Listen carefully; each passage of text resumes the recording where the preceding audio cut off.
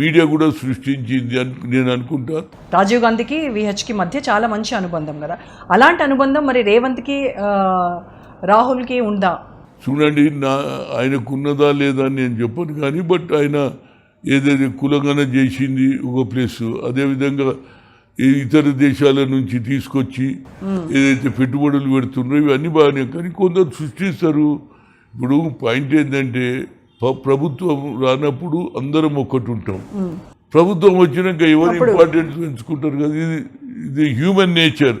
దాని మీద కొందరు సృష్టిస్తారా, నువ్వు అది చెప్పి ఇది చెప్పి ఏదే, కానీ ప్రభుత్వం మీద ఒక రాయి వేయాలంటే ఏదో ఒక ఇష్యూను దాన్ని లాగాలి, రోజు పేపర్లో రావాలి, ఆయన తింటాడు.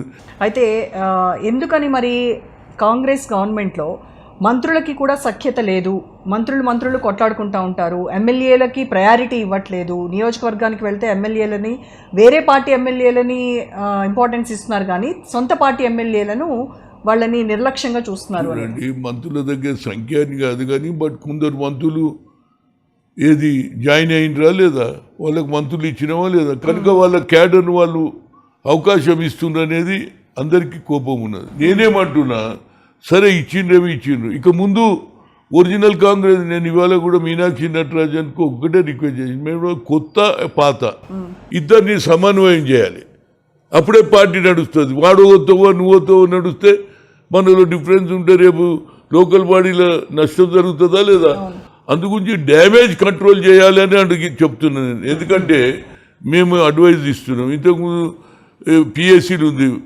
దాంట్లో, ఇప్పుడు పిఎస్సీ వేయలేదు, పొలిటికల్ అడ్వైజర్ కమిటీలు ఉంటే మాకు గట్టిగా అడ్వైజర్ నేను కానీ జానారెడ్డి గారు ఒక్కడే చెప్తాం, పోయి సమన్వయం చేయండి, ఏడో తగాదా ఉంటే ఇమీడియట్గా దాన్ని చేయండి. అదేవిధంగా అన్నిటికంటే ముఖ్యంగా ప్రభుత్వం చేసే మంచి పనులు, సన్న బియ్యం అనుకో, బస్సు అనుకో, ఏదైతే కొత్త ఎడ్యుకేషన్ కూడా పెంచడానికి కాలేజీలు కూడా పెడుతున్నారు, ఇవన్నీ ప్రజలలో పోయి చెప్పాలంటే ఎవరు చెప్పాలి, రోజు అడ్వర్టైజ్మెంట్ ఇస్తే ఓట్లు రావు.